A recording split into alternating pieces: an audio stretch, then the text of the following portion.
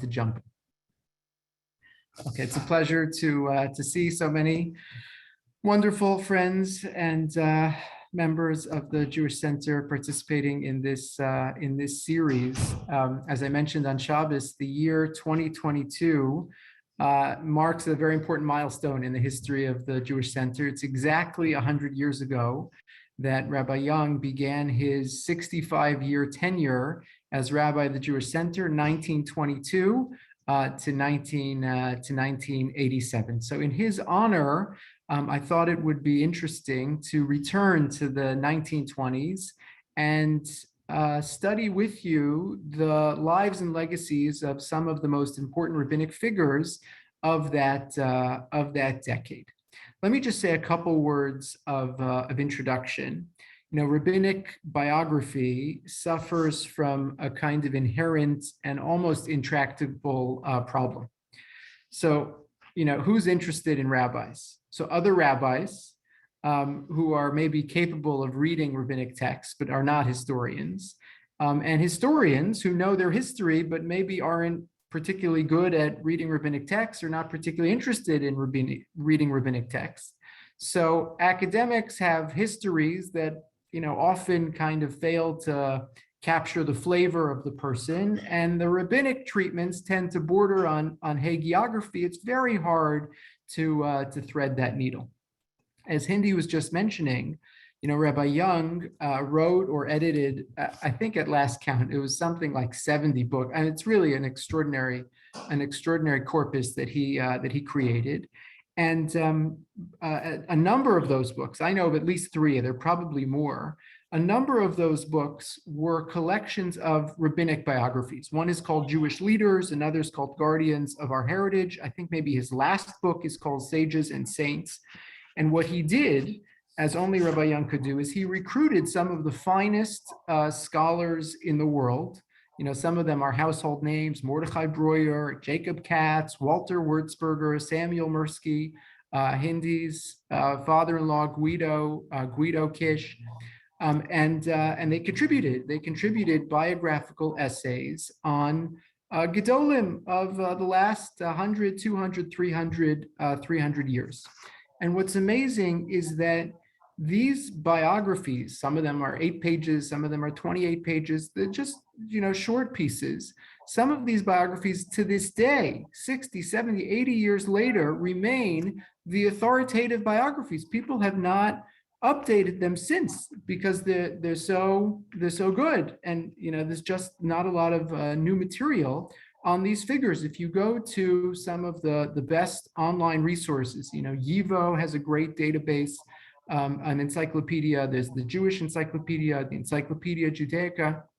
And very often, you know, you see there's a bibliography of 4 sources, and 2 of them are like books edited by Rabbi Young. So if you have access to these books, they're not in print anymore. I'm happy to send you the names and the titles, but you could get them on eBay, you could get them on AbeBooks, any used book site, and they're really treasure troves, and a lot of material that I'm going to share with you over the course of this series comes from books edited by Rabbi Young.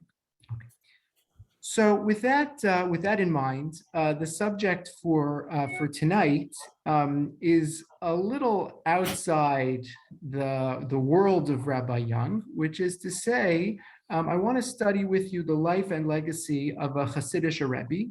To my knowledge, he didn't have a direct correspondence with Rabbi Young, at least not that I know of. It's possible his son did, actually. But the character that I want to study with you tonight is a man named Rabbi Shmuel Bornstein, the author of a series called the Shem Shmuel. Okay, he's born in 1855, and he's active until the end of his life in 1926, virtually his entire life in Poland. Okay, so to access Shmuel Bornstein, I want to go back a generation or two, and in the process, we'll learn about a number of other important rabbinic figures with the goal of getting to a kind of portrait of the Shem Shmuel, and then I want to spend a little time or maybe a lot of time, if time allows, delving into his text, right? And that'll be the structure for each of these classes: history and biography, and then a deep dive into the work of the particular figure, to really get a flavor for what it is that they contributed to the life of the Jews of their generation and to posterity. Okay. So the Shemi Shmuel was a Hasidic Rebbe. He was the second Rebbe of Sakachav. Okay, so I'm going to put up the screen, just share a couple of images with you. So this is the Sakachav Rebbe, the second Sakachav Rebbe, Rabbi Shmuel Bornstein. There's the title page, which we'll come back to from his work. And here's, just to kind of orient you, which is always important. The borders are always changing. This is present day Poland. And you can see Sakachav is, I just marked it on the map. It's a tiny village. It's just basically due west of Warsaw, and we'll see that Lodz also factors into this story. But here we are, basically smack in the middle of Poland, in the middle of the 19th century. So, as I said, let's back up one generation, so you have a sense of where this is coming from. And in the case of the Shemi Shmuel, this is all going to be very important because, as I'll mention in a few minutes, he's a great synthesizer, and much less so an innovator. And really, the Torah that he produces comes from the generations of the past. It's very important to understand his legacy. In some other cases, over the course of the next few weeks, we'll see individuals where their legacy is interesting, but the person was independent of their father, grandfather, as the case may be. Here, there's much more to know when it comes to the previous generations. Okay, so Shmuel's father was a man called Avraham Bornstein, who was born in 1838. And he was married at a very young age. As best I can tell, I think he was something like 16 when he was married, maybe even younger. And he was married to the daughter of the Kutzker Rebbe. Okay, and again, these are names that we hear, but we don't often stop to say who was that person, what were they about. And as we'll see, part of the challenge is that not everyone leaves a book, not everyone leaves an autobiography, and sometimes it's left to succeeding generations to cull and synthesize the teachings of the past, and that was certainly the case for the Kutzker Rebbe, as we'll circle back to in a couple minutes. Okay. So as far as he was concerned, and now we're again Avraham Bornstein, the first Sakachav Rebbe, the father of the person we're getting to in a minute. Avraham Bornstein was unusual for a couple of reasons. Maybe most importantly, he believed in the primacy of Talmudic learning. Now that doesn't seem so surprising to us, but for the Hasidic world, which had for a few generations already de-emphasized Talmud Torah as opposed to other parts of Jewish life and Jewish observance, this was a kind of revolution in Hasidism, and this was Avraham Bornstein. So he was a massive Talmud Chacham, and wrote two very important Sfarim, which are studied in yeshivas today. If you go to the Yeshiva University-based Medrash, there'll be people saying the names of his Sfarim. The two famous Sfarim that he wrote, one is called Eglei Tal, which is in the halachos of Shabbos, and the second is the Avnei Nezer, which is a collection of his responsa. People wrote to him from all over for advice, for halachic guidance, and he collected these responsa and were published actually by his son following Avraham's death. Okay. He was really the first Hasidic leader, to my knowledge, to found a traditional yeshiva in Poland. Okay. It's a big deal. So it wasn't just a Hasidic court, but it was a Hasidic yeshiva with dozens, if not hundreds, of Talmidim studying classic yeshiva curriculum in addition to Hasidus. Okay, so Avraham Bornstein tended toward conservatism, as one might expect from a Hasidic Rebbe. When machine matzah became a big deal toward the end of the 19th century, he said, "No, we're not doing that. Your shmura matzah should be handmade." There was a proclamation in 1884 against what was considered heretical literature. You can imagine, this is when nationalism and Zionism are, starting to brew, and there's Yiddish literature and Hebrew literature, and there's a ban that he signs on to because he's worried that young Hasidim are going to be led astray. Okay. So he leads this branch of Hasidism called Sakachav until his death in 1910. Okay. So his mother is the daughter of the Kotzker Rebbe. Okay, so let's talk for a second about the Kotzker Rebbe. The Kotzker Rebbe was quite unusual, and maybe even before we get to the Kotzker Rebbe, we'll focus for a moment on the teacher, not the father, but the teacher of the Kotzker Rebbe, which was Simcha Bunim of Peshischa. So Simcha Bunim of Peshischa had a profound impact on a number of different Chasidus, the plural of Chasid. One Chasidus is still Chasidus. So in Yiddish, so there's a number of Chasidus that he impacts. I'll just give you one anecdote which captures something of the profundity and the personality of Simcha Bunim of Peshischa. This is the story that's told actually by Martin Buber in a book that he wrote in 1908. He said once Reb Simcha Bunim was asked to examine a bar mitzvah boy around the time of his bar mitzvah. Okay, so he had studied a particular passage. Reb Simcha Bunim asked him to explain something in the Gemara. And the boy sat there, and he was thinking and thinking and thinking, and an hour goes by. And over the course of that time, Reb Simcha Bunim is just sitting there. Okay. At which point he turns to the boy, and he says, when I was 13, I looked at and examined passages much more difficult than this, and it didn't take me an hour. When I was 18, I already had the reputation of being a great Torah scholar. But one day it dawned on me that man cannot attain to perfection by learning alone. And I understood what is told of our father Abraham, that he explored the sun, the moon, and the stars and did not find God, and how in this very not finding the presence of God, God was revealed to him. For 3 months, I mulled over this realization. Then I explored until I too realized the truth of not understanding.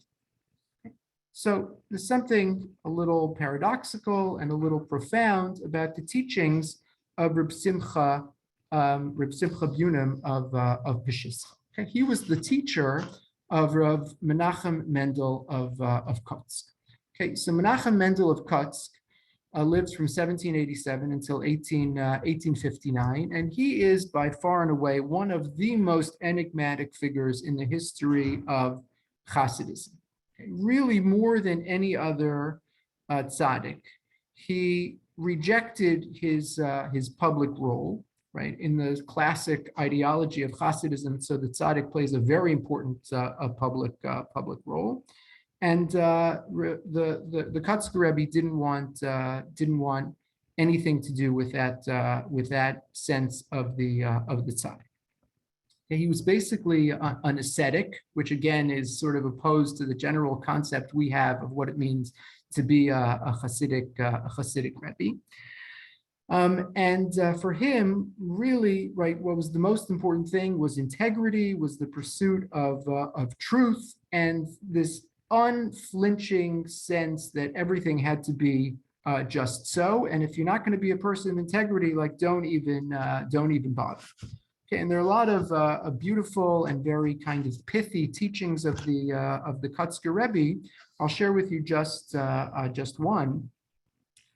He once got together a group of his Hasidim, and he said, "Tell me where God lives." And the Hasidim are all kind of taken aback by this question, and they said, Rebbe, what does that mean? Where does God live? God fills the entire world. And the Kotzker Rebbe said, no, that's not the answer I'm looking for. The answer to the question is God dwells wherever man lets him in. And again, you could just sit and contemplate the wisdom of that teaching for a long time. And again, we could spend hours trying to puzzle through the teachings of the Kotzker Rebbe. I say it just to give you a taste of who this man was. Let me share one teaching too from the first Sakachava Rebbe. And then we'll come back to Shmuel and see if we can tie it all together, and then turn to the text that he left us. Okay, so as I mentioned,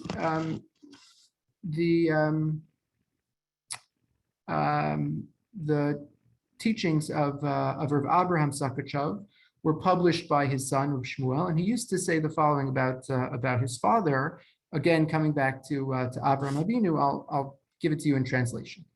Okay, he says, Abraham, our father, was born and raised in the home of Terach, which was a place filled with the filth of idolatry. When he felt some elements of holiness, his desire for sacred things grew, for greater is the light that emerges out of darkness. And any holy thing was new and very precious to him, but he was afraid that his eventual descendants who would be born and raised in the lap of holiness would not perceive this as new or pleasant, and it would slowly become cool to them until they might, heaven forbid, transgress.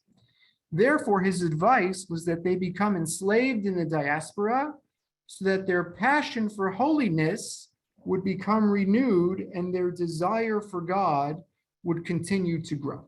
Okay, and just park that in the back of your head, because I'm going to say something in a few minutes about the Shemi Shmuel's relationship to Galus. But again, you can hear an echo of this coming from his father, that Galus is kind of built into the fabric of the plan, and that it's intentional and it's even potentially constructive. Okay, so let me return for a second to Rav Shmuel. As I mentioned, he took over the Chassidus of his father upon his father's death in 1910, and was the second Sakachava Rebbe from that time until his death in 1926. Okay. Is very influenced by both his father and the teachings of his mother's side of the family, the Kotzker Rebbe. I'll just say a couple of historical pieces of his life. First World War was a massive upheaval for European Jewry.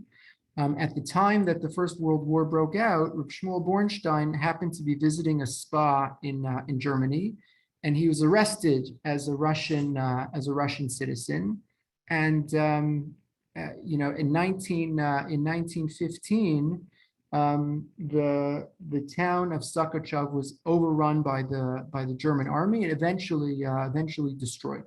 So by the time World War I was over, there was no Sakachev to go back to, and rather than start afresh, he concentrated his efforts in the little suburb of Lodz. And the Hasidism of Sakachev ended up in that area. His interest in Zionism, and I'll just say one more word about this in a second. His interest in Zionism was also sui generis. 1917 rather, is the Balfour Declaration, and even though he's not a Zionist, he actually is in favor of the Balfour Declaration. I'll say a word more about that in a moment. Let me say a couple of kind of overarching principles that I've gleaned from my own study of the Shmuel and from some secondary sources. I want to share with you 6 kind of guiding principles, and then we'll turn to the text itself, and I'll pause in a second for questions. Great. Let me tie together a few of the pieces that we've seen so far. Number 1, and these are not in any particular order. Number 1, in this text that he wrote, the Shmuel, was actually only published after his lifetime. It's a collection of his homilies and his sermons on the Torah. So the Shmuel, I would say these 6 principles are kind of key. So number 1 is the centrality of the Talmud, okay, which is not necessarily, again, to be expected in a Hasidic work. Okay, but the Talmud always figures prominently in his writings. Okay, number 2, there's always a moral message, and oftentimes that moral message is a return to his sense of opposition to anything that smacks of self-worship or arrogance. That is something that pervades the Shmuel. Number 3, in tefillah and in mitzvah observance in general, there's always value to preparation. You can't just dive in. There's something about taking a beat and preparing yourself for what is to come. Number 4, and this takes us back to something from Kutz, which is the de-emphasis of the role of the tzaddik. Okay, it's not about the miracles of the tzaddikim. It's not about that. Okay? And again, something that is a little unexpected in a Hasidic work coming from this world.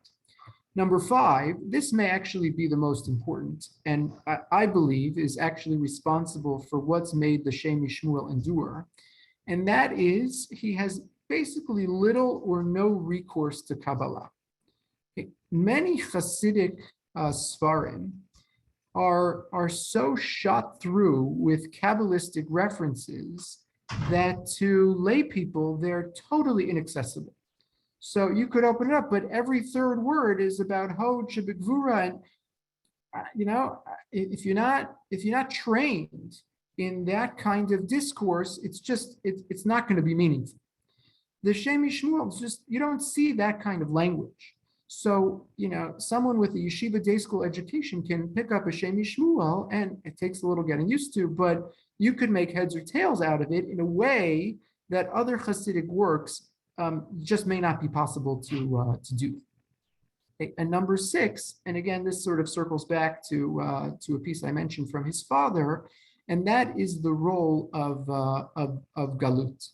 Okay? The sense that Galus is purposeful, it's constructive, and again, you could sort of sense this kind of consolation that he's trying to give to his Hasidim. These are rough times. Before World War I, during World War I, the interwar period. So, to give a sense of consolation and hope to let his Hasidim know that, yes, we're in Galus now, but it's not just that we're in Galus and we're waiting for the end of Galus. Galus is actually necessary. And again, in one of the pieces that I want to share with you in a second, I'll bring this to life a little, or I'll let the text bring this to life a little, so you can get a little bit more of a flavor for what this is all about. Just share a kind of footnote to this Galus and Zionism piece. And the footnote is to say that in 1891, the first Sakachava Rebbe sent his son to Palestine to purchase land to create a Hasidic colony. Okay, it didn't work. There was a ban on selling land to foreigners, and somehow it failed. But there was a plan to move the Hasidic dynasty, from Sakachav to Palestine, 1891, which is just fascinating to think about. Who's who's in the world of, making Aliyah, who's in the world of going to Palestine. So, we have our picture in our head of, the religious Zionists and the secular Zionists, and like the last people we think of. No, but there were exceptions to this general rule, including this fascinating attempt in 1891. And the last footnote I'll say is that in about a year before he passed away, Reb Shmuel's son, who was the heir to the Hasidic dynasty, his son Hanoch Henech, actually did move to Palestine in 1925, and that became, certainly post Shoah, that became the Sheris HaPlita, that became the remnant of the Sakochaver Hasidism, where there was a refuge for Hasidim of this dynasty after the Holocaust. Okay, so let me just pause there for a second to take any kind of questions or comments, and then there are three texts I want to share with you from the Shem Shmuel. So you told us the ways in which he's atypical Hasidic. What is actually Hasidic? What's actually Hasidic about him? It sounds like he's actually sort of misnagdish, maybe with a beard. Yeah, it's a great question. So look, there's many other elements to to what it means to be a Chassid. And again, to de-emphasize the role of the tzaddik doesn't mean to de-emphasize it to the point of nothingness, right? The Hasidic court still revolves around the tzaddik. It still revolves around the Hasidic Rabbi. There's still a great element and a great emphasis on simcha and on the works of the Balei Musar to improve oneself, morally and spiritually and ethically.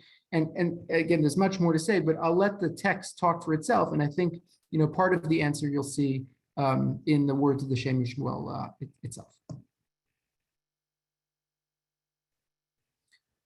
Okay, so three texts I want to share with you. Hopefully we'll have time to get to each of them. The first is the introduction to the Shem Shmuel.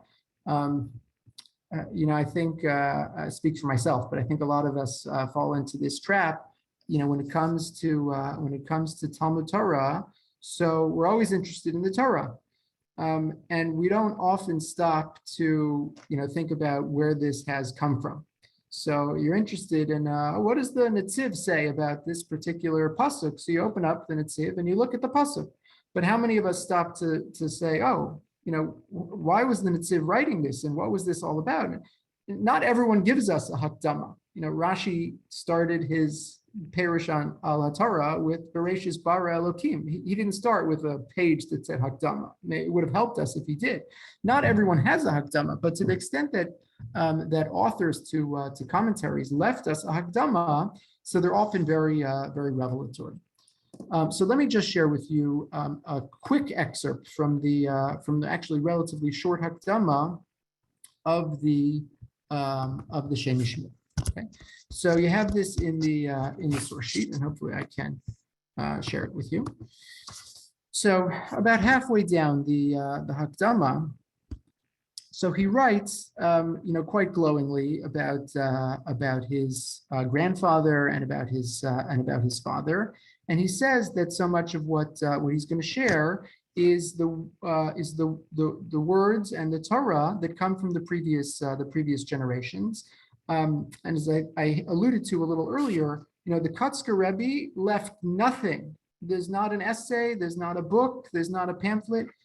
Basically, what we know of the Kotzker Rebbe, we get from the Shem Shmuel, because he recorded, right, the Torah from the past generations, from his mother's father and from his father, which had come, through one generation to the next, and very often this is the only source we have for the Kotzker's teaching. Some of the words of the Rebbe of Pershischa, Reb Simcha Bunim, and certainly the words of the Avnei Nezer, the Eglital, the father of the Shem Shmuel. So they're all here. Okay, he's the great recorder, and the great synthesizer, even if it's not his interest in innovating.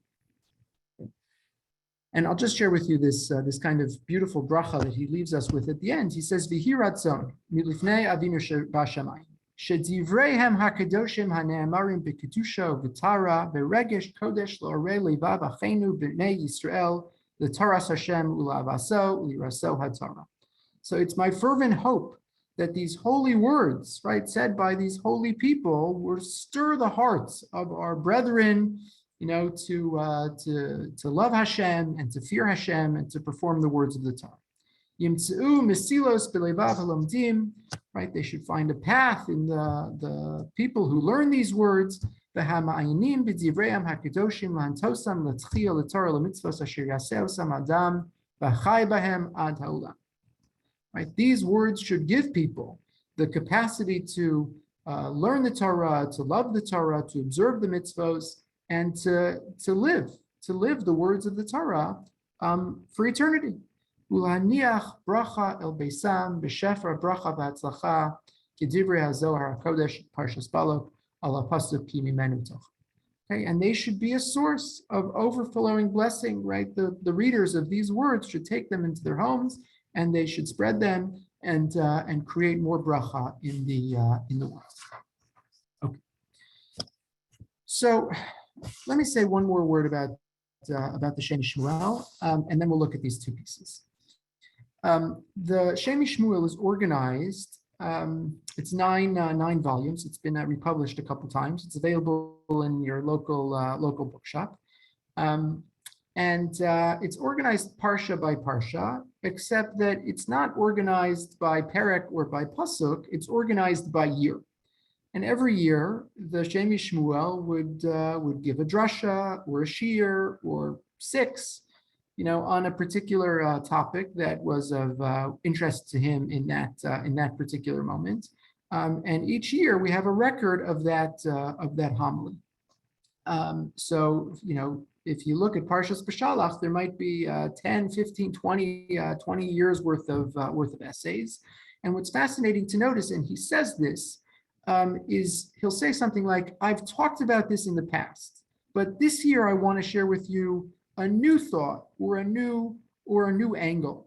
And you have this phenomenon of kind of like a spiral staircase, like he's returning to the same theme and he's returning to the same medrash or the same issue. It occupied him, or it occupied his father or his grandfather, and he comes back to it another year or 10 years later, and he says, "Now I have a new spin. There's a new angle, and I want to share it with you." His pieces are often quite lengthy. It's not like I mentioned the Netziv. So 4 lines, the Netziv could tell you a whole chiddush, right? So the Shmuel doesn't operate that way. It could be 5-10 pages before you get to the punchline. So it happens to be it's Parshas B'Shalach, so I wanted to do something which is at least timely, and I selected excerpts from just two pieces. One I happened to find a translation online, so I thought that would be a good one. So you at least, right, if I don't have time to give you the whole thing, you can at least see it in front of you.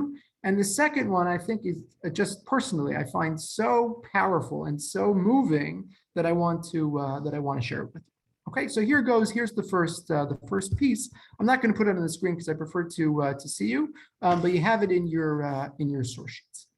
Okay, it should say source number 2, excerpts from Shmuel 1990. So he begins by saying the following. He says, "B'shas Shabbos mevur de parsha saman b'Shabbos nemar tichsiv b'boker isem es kvod Hashem uchsiv sheishis yamim tilkatuhu v'hinei b'had de Shabsa nitna Torah yesh bo tamim rabim v'sifrei hakodesh ki lo yitachen shiu hadvarim hagedolim b'mikra b'vadai keinu b'man shebavadai lo b'mikra nemar b'Shabbos." So he says we have this tradition, which must be significant because everything is significant.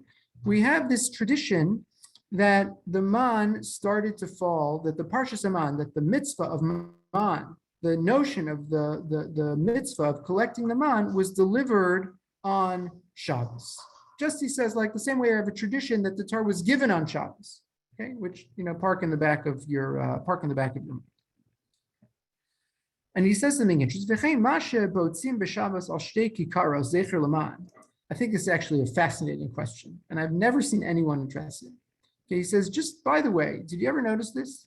He says, ask any school child, why do we have Lecha Mishnah on Shabbos? What's the answer? We have Lecha Mishnah on Shabbos, Zecher Leman. There's a double portion of man that fell on Friday. So to commemorate the man, we have a double portion of man, we have a double portion of challah, we have 2 loaves, Lechem, Lecha Mishnah. So he says, it's just 1 second. He says, maybe I was absent on that day, but it doesn't actually add up. He says, "V'chein masha b'otzim b'Shabbos al shtei kikar zech leman nachnu nami sheyesh shaychus leman im haShabbos." This must have something to do with Shabbos. Dim lezecher hadalaktu lecha mishnah bilvad. If it's just to remember lecha mishnah, yoser hayat tzodek lasos ken biyom hashishi. Shelachtu lecha mishnah. He says, if the idea is to commemorate the fact that there was a double portion that fell on Friday, then you should have a lecha mishnah on Friday, right? Why do you have Lecha Mishnah on Shabbos? It's a great question. It's like they pulled a fast one on us in first grade. It doesn't actually add up. He said there must be something more intrinsic, more basic to the notion of the connection between man and Shabbos. So you have man and you have Shabbos. He says, and let me throw in one more piece for you. Are you ready? So, and again, this is straight from the Gemara. So the Gemara says there are 3 miracles in the Midbar, and each one corresponds to a personality. So the Be'er, there's a well that followed around the Jewish people for 40 years. That was B'schus Miriam. There's the Anane HaKavod that provide shelter and protection for the Jewish people. That's B'schus Aaron. And the man, what's the man? That's B'schus Moshe Rabbeinu. Okay, so he says, what on earth is the connection between and among these 3 things? Shabbos and Moshe and man. Okay, so it's like a puzzle, and we wouldn't necessarily think, again, kind of trying to get into the mindset of the Shem Shmuel. I certainly wouldn't necessarily think to even begin to ask this question of the connection between and among Man, Shmuel, and Moshe Rabbeinu. So in the interest of time, and you can read along in the English, let me see if I can do a little justice to what the Shem Shmuel says is happening here. So he says, I'll tell you the thread that connects these three phenomena: Man, Moshe, and Shabbos. So he says, start with Man. That's the easiest.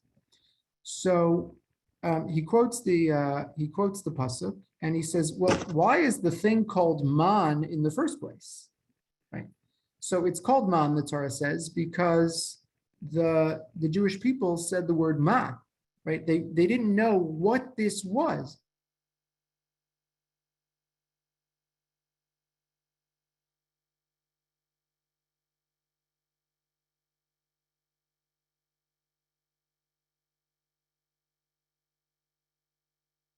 People, right? And you don't mix and match.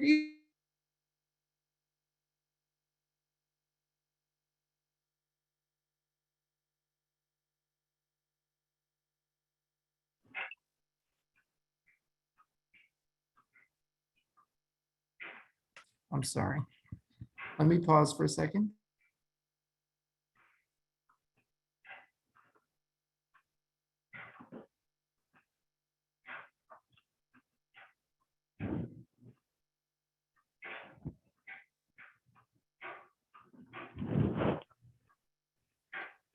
All right.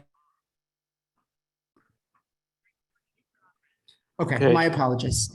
So the idea is to try to explain this connection between and among the Man, Shabbos, and Moshe.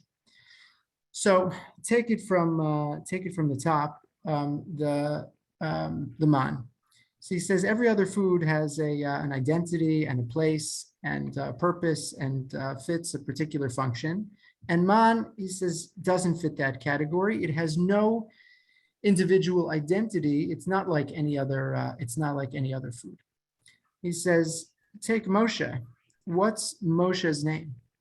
So he says it's fascinating to notice that that the Torah basically obscures Moshe's identity and tells us only min hamayim mishisihu, because Moshe is sui generis. The Torah tells us only that he was pulled from the water, but functionally the Torah obscures his identity and identifies him by telling us this is a person who doesn't have a name. Again, because Moshe Rabbeinu is above having this identity.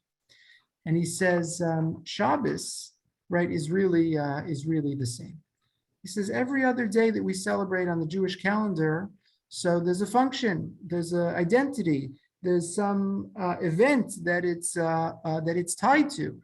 He says Shabbos. What's the idea of Shabbos? It's the absence. It's the fact that we're abstaining from doing anything constructive. It's the fact that we're lo saseh melacha, that we're not doing any active construction on Shabbos.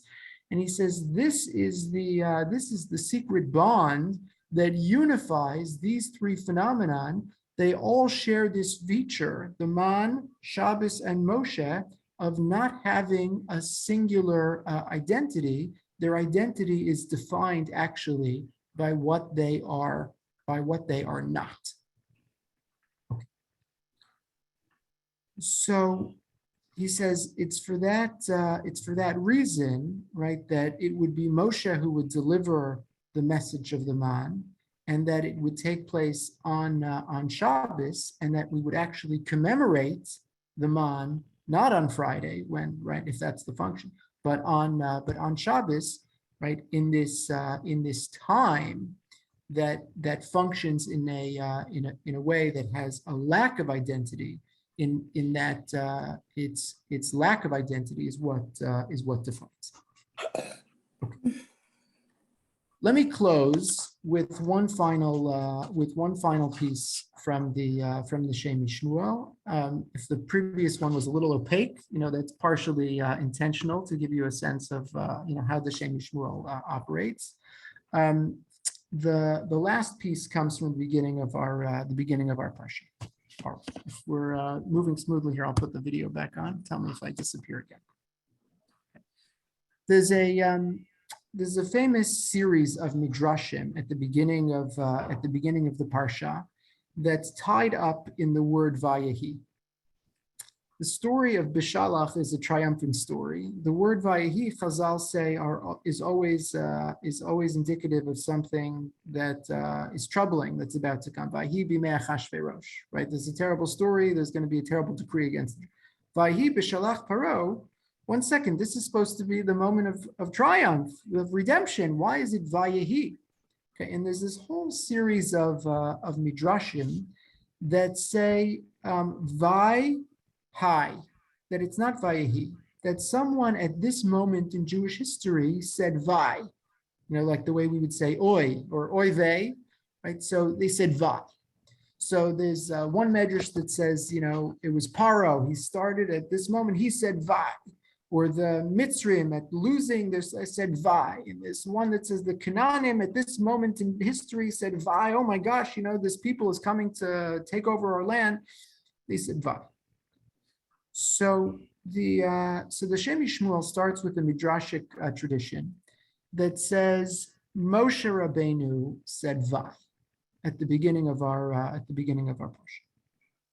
So if you pick up in source number 3 on your source sheets, the second paragraph. V'nei b'midrash davar acher vahi b'shalach paro mi amar vai Moshe amar vai. Who said vai? Moshe said it. Mashal echad shenasa lebito shel melech shoshvin v'haya roa b'mazel shu motzia mibeis avi. Hitzchil bocha kach amar Moshe tzoach ani shenisyagati lahotzi es Yisrael mimitzrayim ve'eini nichnasi ma'im la'aretz. Lakach vahi b'shalach paro. So this medrash, which the Shmuel summarizes, and says it's a mashal, like a king had sent this particular servant to save his daughter, but he finds out that he's going to be able to save the daughter but not bring her back to the palace. So he says, this is the mashal to Moshe Rabbeinu. Moshe Rabbeinu gets the message. He's going to redeem the Jewish people, but it's in this moment that he realizes and recognizes that he's not going to be able to bring the Jewish people into the land of Israel. And so he says, Vav. Shmuel, in a very lengthy essay, develops this notion that actually started with, and I alluded to it when I shared with you that thought from the Shmuel's father, that Galus is actually going to be necessary, productive, and constructive. Moshe Rabbeinu recognized in this moment that the Jewish people were not, in fact, ready for redemption. They needed to be saved from Egypt, but they were not ready to enter into the promised land because, and again, the Shmuel develops this over the course of a lengthy essay, because they had not been weaned off their addiction to Avodah Zarah. After all these years living in this idolatrous land, they had adopted many of the mores of Egyptian society, including the worship of idolatry. Moshe realized in this moment that the Jewish people were going to need 40 years in the wilderness in order to fully develop themselves as a people, such that they could live in a land as a godly people. They weren't ready for it yet.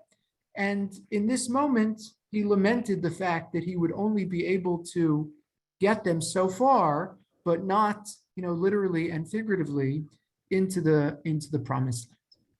Okay. Now, on the last page of your source sheet, I want to share with you this final piece of this essay, which I think is very moving and very profound. He writes the following. He says,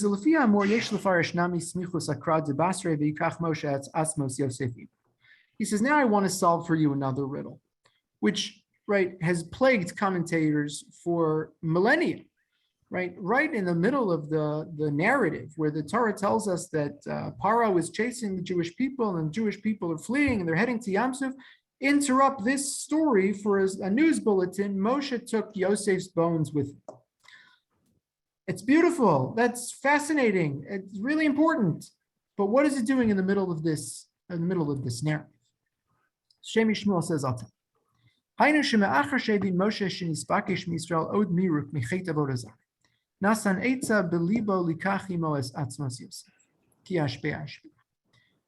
says, we have this tradition in the back of our heads based on the Medrash that Moshe already had arranged for the exhumation of Yosef's bones during Choshech, before Makas Bechoros. But the Shmuel says you don't have to read it that way. Maybe Moshe decided to take the bones in this moment, just as they're leaving. He says, why? He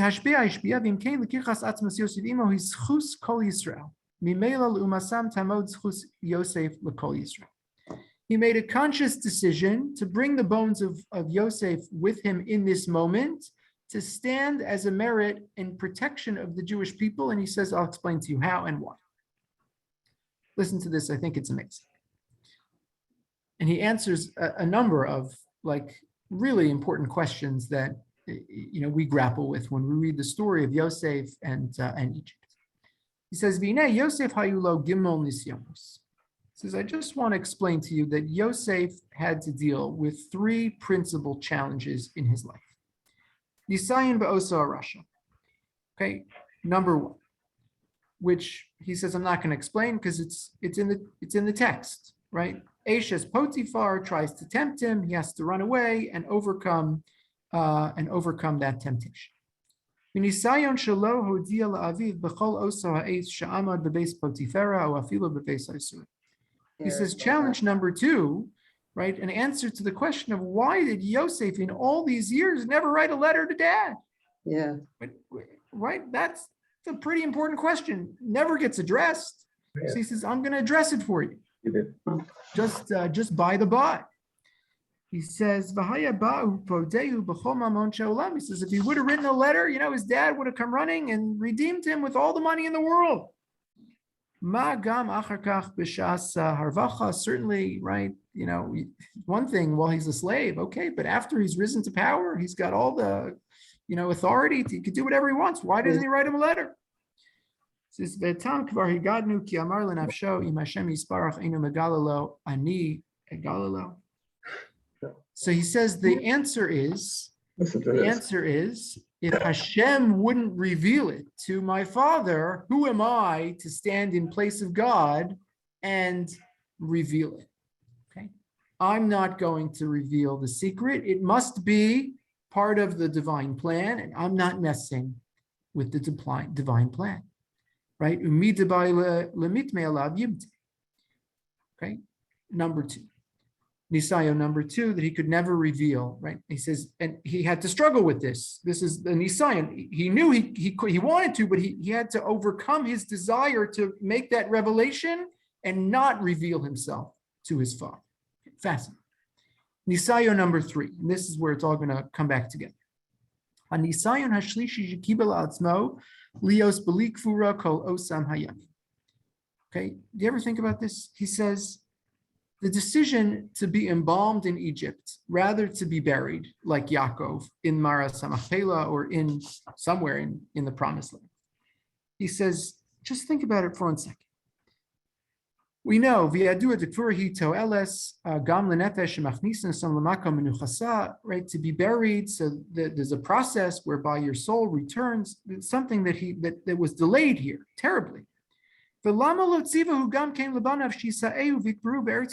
didn't he ask his brothers or his children, promise me, just like Yosef, promise me you'll take me straight to Israel when I die? He says the Barashi, Shema lo yinichum hamitzrim. So he quotes the Rashi that maybe if he would have asked, they would have said no. He says Vadayin einam aspik. He says it's not sufficient. I'm not compelled by Rashi's explanation. Shema yinichum. He says, maybe they would have let him. Like, you don't know until you ask. And if you're worried that, Paro is going to refuse the kids, so you ask, Yosef, make a will and testament and submit it to Paro. Before I die, I'm letting you know, Paro, my last dying wish, when I perish, I want to be buried in the Promised Land. He's going to refuse you? Ach kvar higadnu hatam shebezohar kodesh hikshal Yaakov an rachmanusa de Abba sheiniach es Yisrael levadam b'Mitzrayim. He quotes a Zohar, and the Zohar says, fascinating. Yaakov asked God, "How could it be that you're going to leave the Jewish people by themselves in Egypt?" The teratznu sheiniach es Yosef becharkia. And the Zohar answers, Hashem says back to Yaakov, I'm not leaving the Jewish people by themselves. Yosef's with them. Yosef in his tomb. So now the Shem Shmuel ties it all together. He says, Yosef kibel zal atzmo letovas Yisrael. Yosef accepted on himself, right? Again, number one, temptation to sleep with Eshes Potiphar, he resists. Number two, temptation to reveal himself to Yaakov, but he knows it's part of a divine plan. He resists. Temptation number three, to be buried forthwith in the land of Israel. He resists and he says, no, I can serve a higher purpose by not being buried and remaining as an icon for the Jewish people all these years in Egypt. Yosef kibel zal atzmo letovas Yisrael v'lo yishgiach al nafsho shelo tavo lemnuchasa kol orach hazman v'hu nisayon nifla. He says, wow, what an extraordinary nisayon, to know that you're not going to be buried and to allow yourself not to be buried because you can serve a higher purpose, not being buried.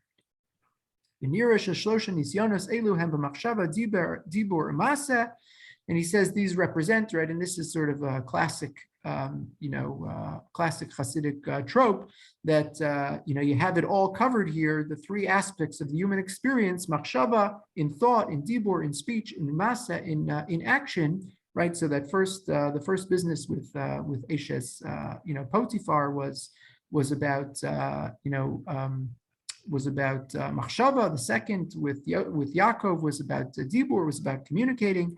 And this third masa, the act of burial, will be delayed, all these hundreds of years for the sake of the Jewish people. Moshe decides to take Atzmos Yosef with him because they serve as a model, they serve as an icon for the kinds of emunah that the Jewish people will need as they transition out of slavery into redemption. There's so much here. I've just scratched the surface, but I hope that I've given you at least a flavor for who the Shem Shmuel was and what it is that he contributed to the lives of his Hasidim and to the lives of everyone who's had the pleasure of reading his Torah for generations that followed. Like he said in his introduction, his goal was to stir our hearts so that we would learn Torah and we would love Torah and we'd be inspired to keep Hashem's mitzvos so that the bracha would overflow in our lives. And hopefully we've done a little of that, and that we're well on our way to doing more. Please God, we'll pick up at the same time next week to learn a little about Nasan Tzvi Finkel, the altar of Slobodka. I'm going to stop the recording now, but I'm happy to stay on and take questions and comments.